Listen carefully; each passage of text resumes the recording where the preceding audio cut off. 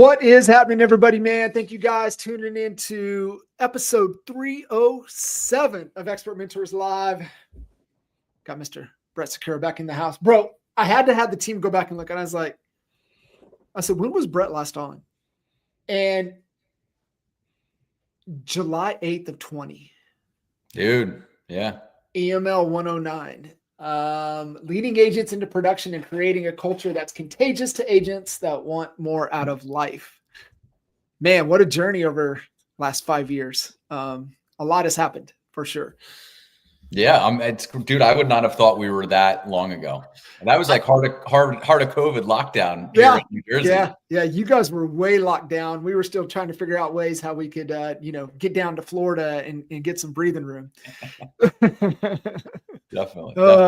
So talk to me, man. When you look back and the size of that team dramatically different than where it was. I mean, what from that point to kind of where we're at? I mean, what was kind of the spark for you to look at and grow and scale differently? Yeah, it's actually interesting that it's sorry, I'm gonna move my chair a little bit, but it's interesting that was the time, because it brings me back to, I want to say, the state that we were in. That's happened. It's happened to me twice in these past 5 years. So that was, dude, we were in lockdown. I mean, that was one of those things where, March of 2020, the world shuts down, at least for us, and depending on what state you're in, world shuts down. Agents are like, oh my gosh, what are we going to do now? We switched to daily huddles. We were doing, virtual happy hours with our team. We were pulling vacant lists and having agents prospect like homes that we knew were vacant because we could go show them, sell them. Sellers were freaking out. So it's actually kind of easy to get a vacant home listing at the time and prospect it. But we were given that decision where you could either, just hang and kind of like see where it goes, or you can hammer down and you can like really say, how do I get market share right now in that scenario?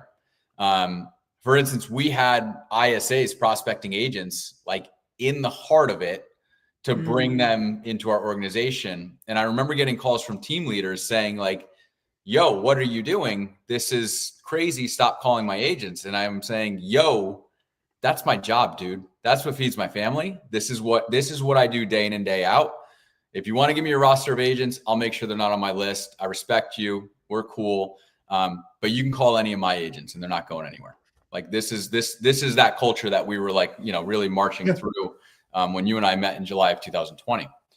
And the second time that it happened, and I tell people when things are not great, that's when it doesn't feel like it, but you're really like, if you're getting traction, you're going leaps and bounds ahead of, like, it's going to have such a slingshot effect when things get easier. So then things did get easier. September 2020, it started to come around. And then the next hurdle that we had was 2022, the rates came up. And we didn't feel it immediately in New Jersey. But by Q3, it was almost like September, everybody was just like, maybe rates aren't going to come back down. And they started to think differently around things and they started to pull back. So we were in this next version of, do we chill? Do we shave expenses? Do we just kind of like get through this and see what it's like? Or do we double down and do we hammer right now? And we chose to hammer. And that's fast forward to 2025. What I was saying to you earlier, the tide has been out for 3 years. So now we're seeing these broker owners, these team leaders, these folks that maybe they scaled back or maybe they hammered and it didn't work. And now they're in a financial or agent atrophy issue or cultural misalignment. And I don't want to say they're giving up, but you're starting to see, a lot of older broker owners are just, they're rolling up at this point. They're moving on. Team leaders are saying like, hey, maybe there is a better option. Maybe I could be within a platform where I don't have to worry about my individual profitability as much. And I can do what I'm really, really good at and focus on that. So those were the two big things that happened, within the last 5 years that have kind of created where we're at today as an organization. What were you looking at to take, I'm always interested in not the decision, but how you came to make the decision. What was kind of that? What were you looking at? What were you paying attention to make that first decision to hit the gas and not play defense? What was that you were kind of looking at in the decision, helped you make that decision? I think that for me, when I realized that like this is the world we're in for longer than we want to be in it for, I think I was telling the agents in our organization we shut down March 13th. It was a Friday the 13th. I remember that Monday, nobody in New Jersey went back to work in person for probably 2 years after that. It was a while. But by April 4th, the consumer that was entering our world, like by April 4th, I don't know why I have that date stuck in my head, but I remember it clearly. That's when I was saying, if you've met them from this day on, these people are transacting in this market. So client got furloughed. They don't want to buy right now. Cool. We're moving on from them. We're here when they're ready. But we have a whole new pool of buyers coming through right now. And I was able to identify that they were 1000% willing to transact. They had job security. They'd already gotten past that furlough and everything. And they knew like, hey, my business is going to make money in this, and we're going to be okay. So that's where it was. I was able to figure out that there was a whole new world of buyers that weren't panicked like 90% of the realtors were. And they were willing to transact, and we hammered and we went after all of them. So it was a calculated decision. But I could sense it. And that's when I was like, okay, it's go time. We're going to go get realtors. We're going to go do, we're going after it. Dude, I think that's such a great distinction, and not paying attention to what your peers are doing around you, but actually getting into the data of what's truly going on here. And I think it's the, looking for the opportunity, because in any market, you've been playing this game long enough, in any market, there's an opportunity. So, do you sit back and become paralyzed with everybody around you, or, do you know to start looking where the dang opportunity is, and then being able to go solve that problem instead of just sitting back waiting for things to clear themselves out. On the growth side of things, Brett, yourself, and at this point, man, you've talked to so many team leaders, and you've seen, under the hood. Most of them grow accidentally, right? They catch the wave and they ride the wave. What did you guys do after you saw that opportunity? You saw the buyers, you're like, okay, there's something, here, let's go do this. Let's hammer on this. But once you knew you had that momentum, the decision did you make to grow on purpose as you guys went from 12 to 80 plus agents where you're at now? What were you intentional about to make that growth jump? Yeah. So much like I mentioned earlier, where I was like, this is my job. This is what I'm going to do. And I apologize if you're on the other side of the table of this, but it's how we eat. So, it's a sales job, man. It's a numbers game. Nobody focuses on the amount of, like, you take a Mike Ferry agent, which is like my background. You take marketing base. You take, okay, cool. How many billboards are up? How many mailers are going out? All of this. Like, let's focus on all of the data to figure out what an ROI is around conversion. How many of these lead into a listing lead? How many listing leads actually get held? How many turn, so on. Nobody does that for recruiting with these smaller teams. Nobody's focused on the numbers thing. So like you're saying, they grow by accident. They have somebody that reaches out to them. They like doing the transaction. They jive well. And they're like, hey, let's date. This is a great idea. There's actually no process to figure out whether or not they should be dating that person. And just dating can be very costly with the wrong people. I've seen scenarios where they bring in a toxic person to their organization. That person then internally spoils the whole thing and then pulls that organization out. And overnight they lose like 7 agents and they're only a 9-agent team. Mm-hmm. I hear that. I've like seen that story far more often than I want it to be. So for us, we don't take new agents. We don't take part-time agents. We may make an exception on either of those. Like if a part-time agent's already grooving, doing 10 million a year and they're a firefighter or something, cool. We'll rock with you. We'll make this work. If a brand new agent comes in, they're like, hey, I hated corporate America. I quit my job. I got 2 kids. I got mortgage payment. I'm going to make this work. I'm like, cool. We'll rock with you too.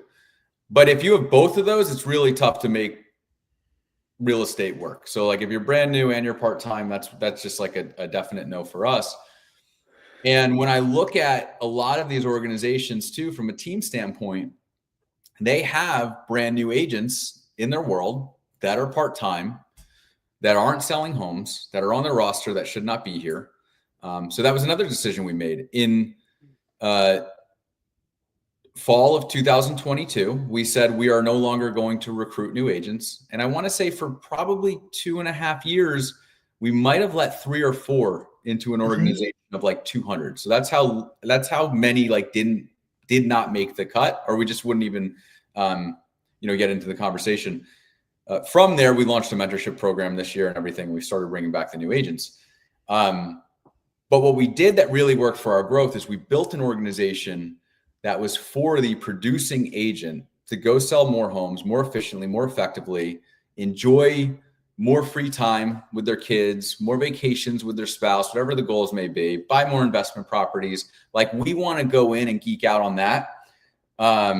So our organization was built with that as the avatar. And much like we were, rapping about earlier, we can get into a conversation with an $80 million producer and clearly show how their world will be better in our world if they run the play that's designed for them to run. So that's a long-winded way of saying, as a team leader, deciding what your avatar is even, an important piece of the puzzle. Is it just out of fear and not having a recruiting or hiring process? You don't know what to say no to, yes to. Is that kind of where they get caught? Oh, I like this person. I think sometimes I'm just, even as I'm talking out loud, I think optimistically we believe we can help everybody. Doesn't mean we should. It just feels that way. Is that how they sometimes allow those part-time agents? Because I see it all the time, as well as you do. And it's hard for them to just say no, like, no. It's like, no, you got to be full-time. You got to commit, or like you said, professional that's not going to rob you of resources, but still getting after it in their off hours. Why do team leads allow these part-time agents on their team? I did. Like you want numbers, you want bodies at the beginning. You want to say you have a team of 10 people. You want to say you have a team of 8 people. When we're, running the M&A model, which we spoke about earlier, one of my first questions that I have to the team leader that's coming in is, who in your roster should not be here when we switch? Because this is a really good time to punt, those folks. And I'll go in and I don't want to say scare them, but I will get real with them and get face to face and say, like, are you committed to this? Do you want this? I want you to want this. We have racehorses back here. They want racehorses around them so they can all run faster. Are you interested in that? And if the answer is yes, I'm like, cool. That's it. That's my test. Like, let's rock. Here's what it looks like. But if they're kind of like, I don't really want this guy to like care if I sell more homes or not. That's not who we're looking for, Yeah. I love that. One of I always one of my favorite recruiting lines, just since we're on the topic, is I always say, like, if you want to be better than where you are today, like if you want to grow, if you want to hammer, if you want to have, like, if you want to go back to when you swiped your credit card to get your real estate license and live that dream that you had in your head with the Lamborghinis and $3 million a year, whatever it may be, I'm your guy. If you want to stay where you're at, though, and you feel like this feels good and you like your broker because he's a good friend and that, like, I will completely upset you. So like that sentence, it leaves the complacent people there and it wakes up the person that's like, yeah, what am I doing? Like, I didn't get my real estate license, make 72 grand a year. Like this, let's go. I got a family. It's go time. So yeah. I've seen quite a few that just kind of default into, next thing they know, they've got 3, 4, 5, 6 people that just organically not even sure how it happened, but it happened. Yeah. Looking at anybody that is thinking about making a jump in growing. Obviously, we touched the hot stove. It's always easier, looking back. What would you tell them? Like, listen, besides be clear on the avatar, are there any other systems or structures you want to have the plumbing in place before sheetrock and close everything out and finish everything up? Like, what needs to be in to limit, I'm not going to say prevent, but limit the amount of chaos that growth brings? Yeah. So I think too, like to the question, and I always had this with listing appointments with buyer, like when I was taking out buyers, whatever, but like you have to ask, is what you're bringing them into actually better for them? Like, is it built? And do you have an onboarding process, or do you have a mentorship process, or like what you have to have a process of some sort? And Right. you can go on Chat GPT and have it like create something for you. You need a play that you need to start sticking to. It doesn't need to be perfect. And ours is still like getting audited and changed as things go. We actually found out recently we give people too much information when they start to onboard with us. So like we're trying to get it, in stages now so that they're not just getting hit with a fire hose when they come through. So like you want to always be playing around with that. But one of the things that I say to people is that your pipeline's not big enough. So like you're just taking like 6 agents reached out, they want to join your team. You took all 6. That's awesome. You just recruited 100% of the people that have expressed interest in joining with no avatar identified. And the reality is when we look at our numbers, we have about 20 conversations, either starting from me or they're starting from us. From those, usually get into about 10 meetings or so that will then take a deeper dive, like a gap analysis, a needs analysis. And then from there, we'll get into about 5 that'll really like be like this, let's explore, like let's make an offer. Some people don't like our splits, so they don't join us. Like that happens, it's okay. But we have a standard around splits, and we know why we have value in regard to the splits that we put on the organization. And then from that, about 2 agents join. So it's about 10% of everything that has a conversation that becomes a lead actually ends up in the organization. So when you look at those 60 folks, or sorry, those 6 folks, did they have 66, or 60 conversations in order to get down to that? And if they focus on like that simplicity of it, even when you're hiring a transaction manager, they hire the first one that they meet with that makes them feel good. But there's no process to actually make sure they're the right person for that. There's no working interview. There's no, go meet with 20 transaction managers, and I guarantee you'll find somebody that's really, really good in that mix of folks. Yeah. Is that the move that looks good on paper, but at the end of the day sucks all the profitability out of the team growth, is just bringing on anybody with a pulse instead of really vetting them out? Because, you bring in all these people in, you're robbing resources, that's taking time away from the team lead, which takes them out of production. Is that kind of the thing that probably hurts profitability the most, or is there something else? No, I would say that, and then I went through it, but people spending money to go try to solve the problems too. So like, let's say you bring on 6 folks, they're killing you from a time standpoint, which people don't value their own time. They don't realize how much of a resource that is that goes into folks, especially if you have that agent, I would say like your average team leader, just an average. Like if we looked at EXP across the board, maybe it's like team leaders doing 8 to 10 million or something like that, then creates this team with, 6 people like we're talking about. And then that's like, maybe they'll do another 4 million or so, it's like that 12 to 18 million, maybe. Same with KW. Like that just seems to be a pretty common messy team size where like you said, it's not really a team. The profitability stinks.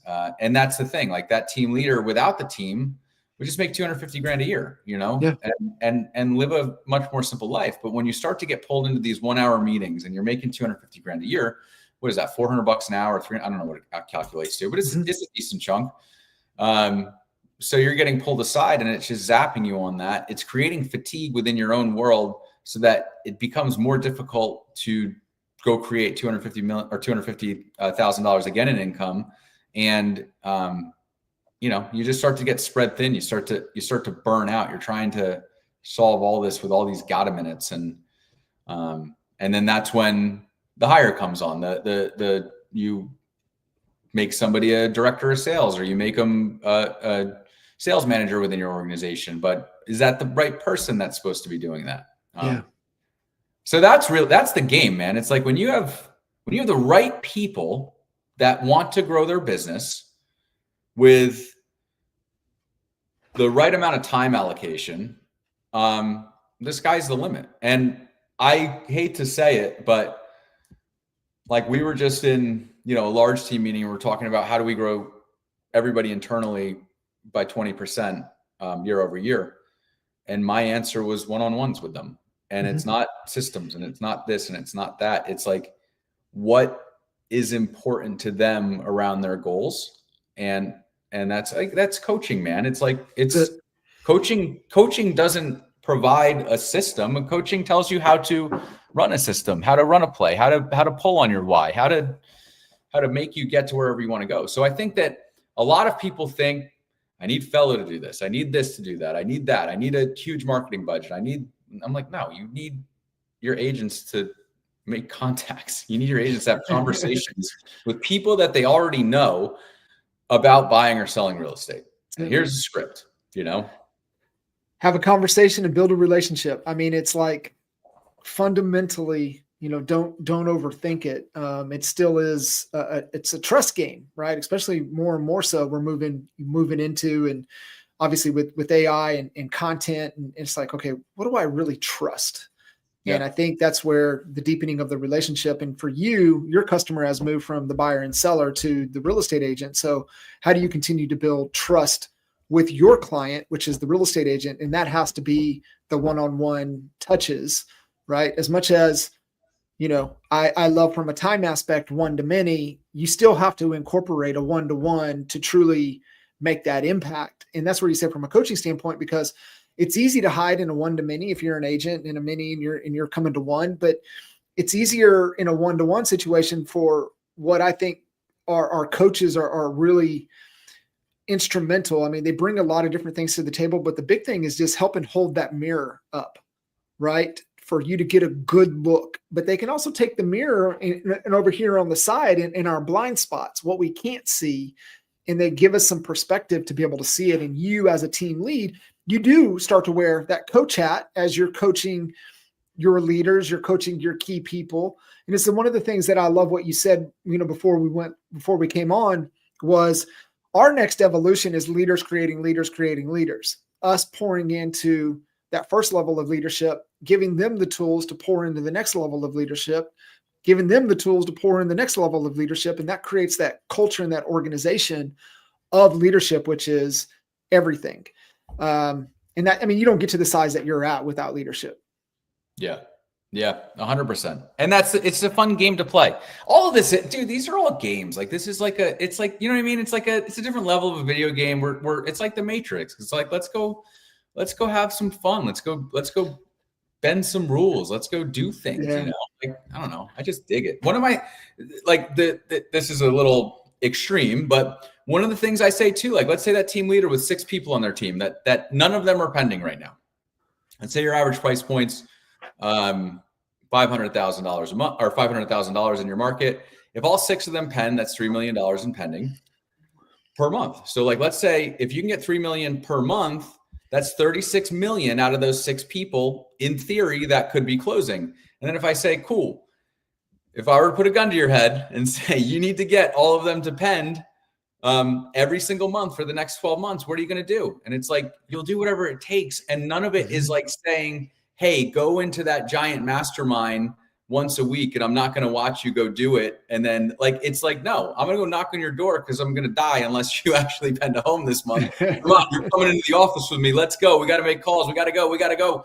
But that's like, again, it's an extreme, but it's the simplicity of this where anybody's capable of pending a home. Like, anybody can do it. We have agents that are not well scripted.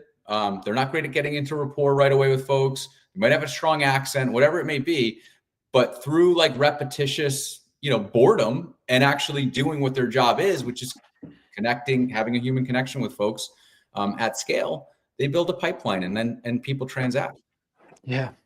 It is. I mean, it's pretty simple. We tend to overcomplicate it, or it's what I see with agents overcomplicating it. And maybe it's they want to over entrepreneur it or whatever the case may be, but like keep it simple. Yeah.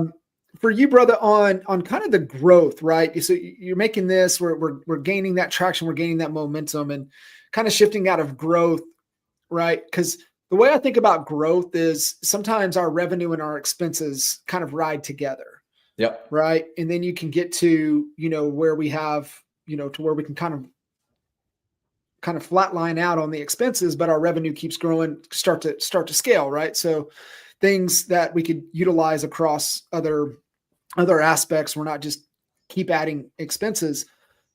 When you guys started, making that jump, and if somebody's thinking about kind of an expansion standpoint into new markets, when did it start to make sense for you guys, or when would it have been, oh man, that was a mistake? What should be thinking about? Because I know you're going to laugh because you're going to go to the mistake, but when does it make sense and when does it not? It never makes sense. Don't expand. It's crazy. It's crazy. Don't do it. Don't do it. You have to have the cap. So you have to have your core business. New Jersey's our hub, right? Like, so everything spins off of like, we have the most amount of staff in New Jersey. We have the most amount of agents in New Jersey. Most amount of offices in New Jersey. Most amount of offices in New Jersey. The economy of scale is there. So we're able to take profitability from New Jersey and then invest it in other markets. But what I would say is that you have to have a strong leader in that market. I would say that's like the big, you need that, like, that person can grow. That guy or gal, they are like a magnet for real estate agents that can come into that. So, if you're looking within like the XP umbrella, for instance, who's a really good recruiter that like doesn't have a sales system behind them to help them recruit even more? That could be your person. And then I would make the decision to go in around that person.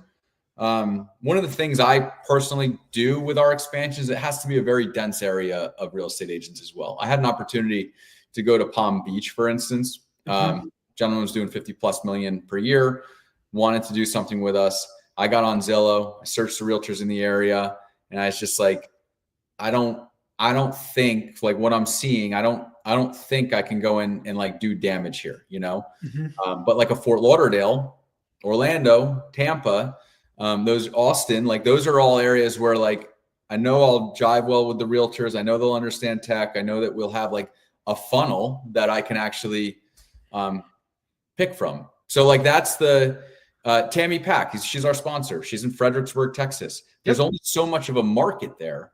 So at some point you can't grow beyond that. So we look for areas, we're in Bellingham, Washington. We're in Chicago, Illinois. We're in Raleigh, North Carolina. We're in Orlando and Sarasota and Tampa. Like it's areas that you can just, the sky is the limit. You can go you can do billions of sales in those areas with hundreds of agents to choose from, thousands of agents to choose from. Dude, that's such a great way to look at it. And instead of thinking that you're going to go into this small little town where there's, how much opportunity is really, really there. So I love that distinction to be, mindful of before just expanding to expand, because you got somebody that wants to, like you said, the gentleman down there in doing the 50 million. Let's flip the script. Okay. So say you're a team leader. What do I need to know as a team lead? What do I need to be clear on financially before being open to expanding or merging with you? Yeah. I mean, I think that understanding your finances is a big piece of the puzzle too. Like, I think that a lot of folks, when I look at team leaders' P&Ls, a lot of them, like, let's say they're profitable. Some aren't profitable, but let's use a profitable one.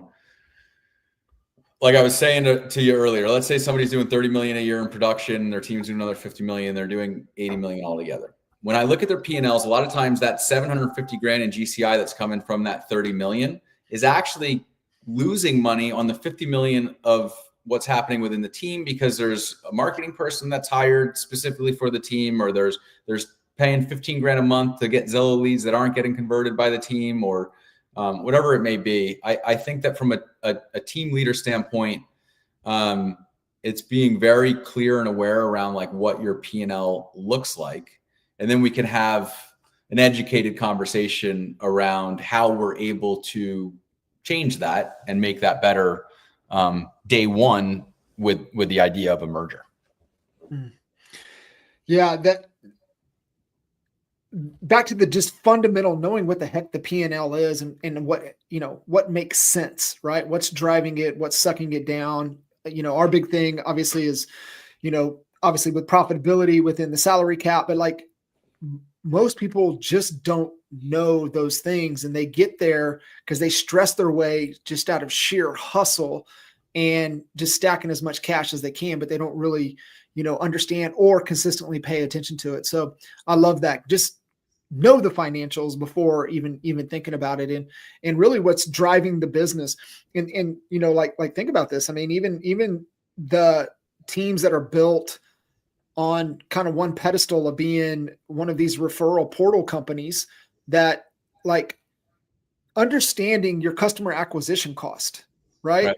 And they're like, well, I only make this, it only cost me this or whatever. And it's like, yeah, but you're giving on a $10,000 commission, you're giving $4,000 for a customer acquisition cost because it's a 40% referral, but they don't know how to look at the math. The math is not 6,000.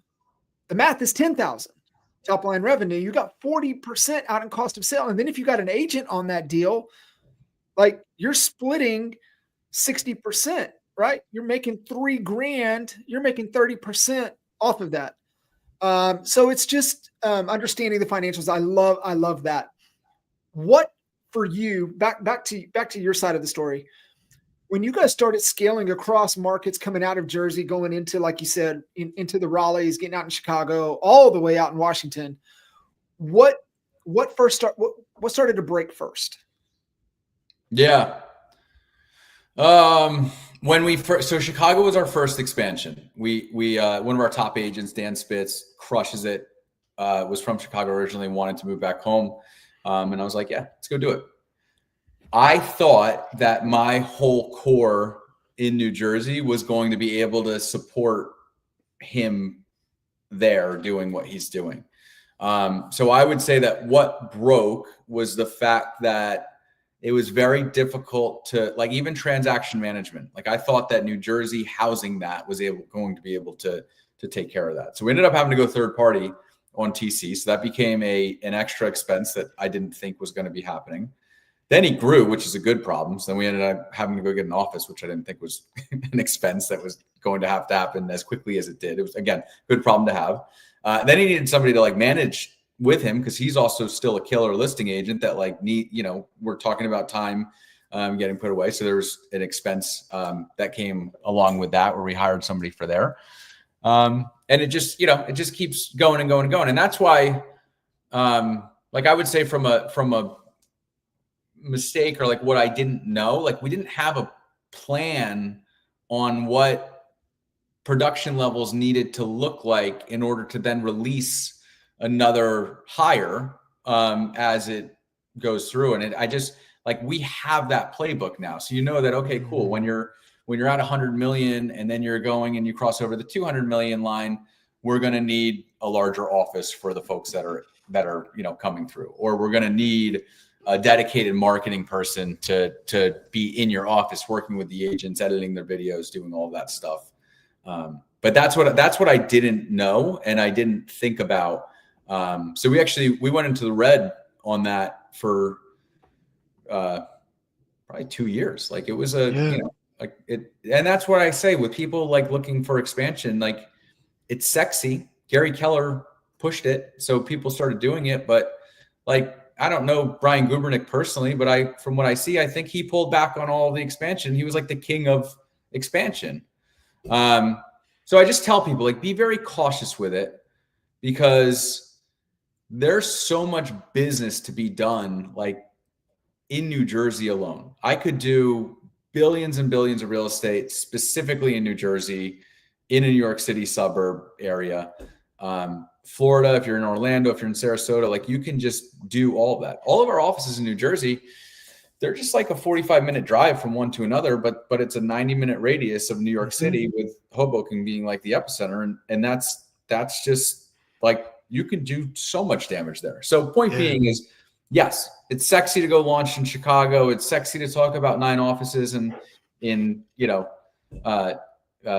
states. But the reality is, I have a 1,200 square foot office in Hoboken that has 72 agents tagged out of it. They come in with their stuff, they leave with their stuff. There's usually never more than like 5 or 8 in there at a time. It's never like, oh, people have closings there and stuff. It's a beautiful office. It works really well. But that's profit. That's what profit looks like. It's interesting, right? At certain pivot points, right? You pivot on, head count, you pivot on transaction count, right? So it's like understanding those things to where you start to, make additional resources on certain pivot points. But to your point, as you were kind of talking through there, if somebody's thinking about it, what would you say, like the number one question that they have to answer if they're thinking about expanding? Why? Like, it's really a lot of times it's an ego-based decision. It's like, why do you really want to do that? The number one thing I would say would be call Brett or call John, and let's talk about why you want to do this. What is the real reason? Now, for me, top producer, moving back to Chicago, I love them. I want to work with them. I want to do some damage with them. Like, we're killing it now. It just was 2 years of like, this is hard. It was really hard. And now it's like, no, now we're grooving. So I had an emotional connection to an absolute badass that I wanted to continue to work with. And that's like my why in a lot of the areas that we landed, is like, a badass comes across my desk and I'm like, let's rock. Like, I'll have this not make sense for 12 months or 18 months financially, because I think we can go do some really big and bad things together. That's how Florida just came about. We tried Florida 2 years ago. We kept everything up and running. So we were still like connected in Florida, and we had a couple agents there. And then somebody reached out to me and was like, yo, I got a killer in Florida. And I was like, I don't want to do Florida. And they were like, no, I got a killer. And I was like, okay, let's meet the killer. So we met with Jamie. She's out in Florida. She's awesome.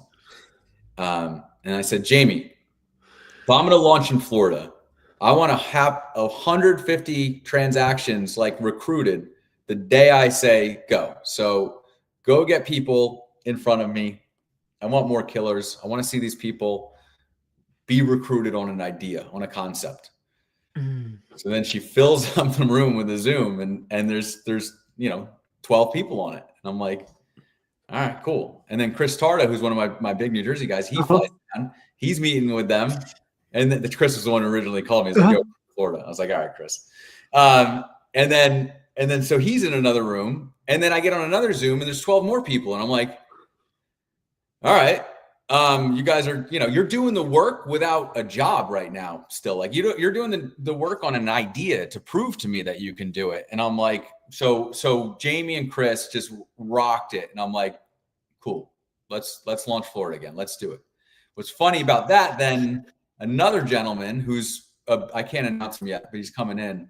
And his right-hand gal, they reach out and they're like, I saw you're in Florida now. And I was like, yeah, we're here. And they're like, we like you. Let's talk. Let's talk about it, So anyway, that's how, like, I'd venture to say between, it's December, we should check back in 1 year. I'd venture to say with what's happening in Florida right now, we'll probably have like 300 plus closings in the next 12 months. Like, that's awesome. And so I couldn't say no. I would say, like, investment property, any investment property I ever bought, it was financially irresponsible for me to not buy the investment property. It was such a good deal that I would go do a capital raise. I would call my dad and ask for a couple bucks. I would do, like, I had to buy it because it would make money. And anytime that I just bought an investment property to buy it, but I didn't need to buy it because it wasn't a screaming deal, I would like break even or lose money. So that's like, look at the realtors that are coming into your world, or look at the expansion opportunities. And if you're like, that person's different, this person's like awesome.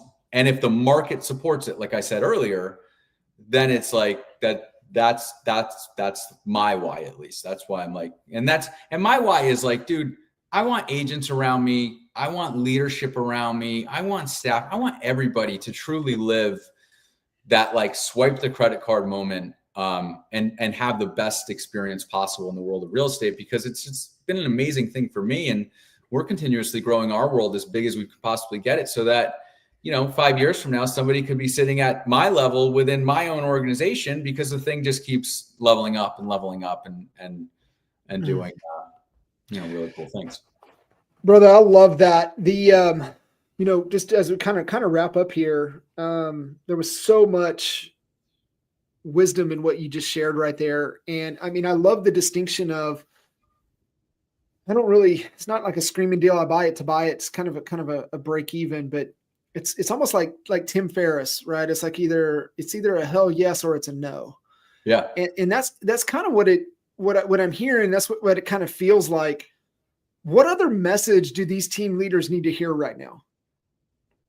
I think that the hell yes. I use a gut check a lot of times, where I'm like, if something feels funky, if it feels like just a smidge of like, this doesn't feel like this is going to work, or this person's going to do something funky, or I question their integrity, say that too. That is an absolute no. It is very empowering and like freeing to say no, and like know your worth as a team leader, and know your worth. And also like, this is how I always think about it. Think about like who's already in your tribe as a team leader.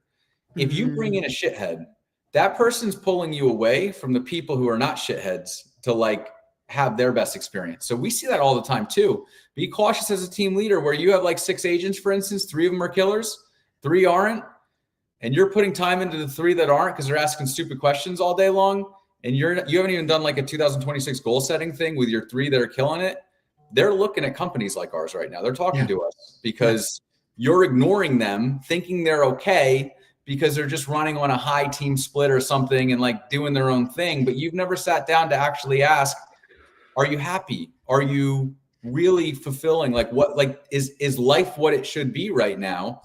What do you want to do? What do you want out of this? And if you, again, back to my like one-to-one, like it's not a system, it's not a process. It's like, go connect with that person and let them know that you are here. You're listening. You want to make sure that you are going to support them in whatever their goals are for 2026. Let's get clear on them and let's move towards that. And it's, you don't need a ton of tech. You don't need anything fancy. You need to be able to make their life better. I don't know if you ever went down the infusion rabbit hole, but Clayton Mask, CEO, and we were in Clayton's mastermind for many years, and had to fly out to Glendale. Had to fly out there 3 times a year, and we would always like, man, do we have to go? And we would be leaving and be like, man, this is the greatest. I can't believe we were even thinking of not going. But one of the Claytisms, if you will, that he would always say, and he reminded of to your point, was B players are who you spend time with instead of your family. And that really resonated to your point there, that we're exhausting spending time with these B, maybe C players, and we're not focused on the A players and spending time with them. And so it's just a great reminder. I love that. And I'm hoping the team leaders that will listen to this understand how important the one-on-ones truly are. Brett, take us home. What are you most excited about into 26, the next phase of the team's growth? I think for us, what's super fun is, we'll do about 650 million this year in sales volume, and over 1,200, 1,300 transactions. And we're freaking stable, man. So like we are feeling good. We were just at Triple Play in Atlantic City last night. We had an amazing, year-end party, rented out a big bar, and I barely have a hangover today, so I behaved well enough, Good. But dude, we're feeling good, man. We are just really feeling good and feeling like we have lightning in a bottle right now. So like I said, with Florida, with everything we're doing, I'm excited to see what's happening in 2026, because it feels dialed in. Yeah. Some of the things you shared off camera that I'm excited to hear will continue to improve that value proposition, which just makes you guys even more more attractive and more value to be able to pour back into. And I mean, you're sitting scale, so you'll be able to pour back into, the agents, and especially the agents that are, bought into the vision, bought into what you guys are trying to accomplish. I think you've set the vision so large that everybody coming on board knows they can accomplish their dreams by aligning and riding with you guys. So kudos, brother. Nice, man. I totally appreciate it. We will, let's do it again. And a lot sooner. We're not going to wait 5 years to do this again. No, I love it, man. Thank you so much for having me. Appreciate you, brother. Thanks, guys. We'll see you.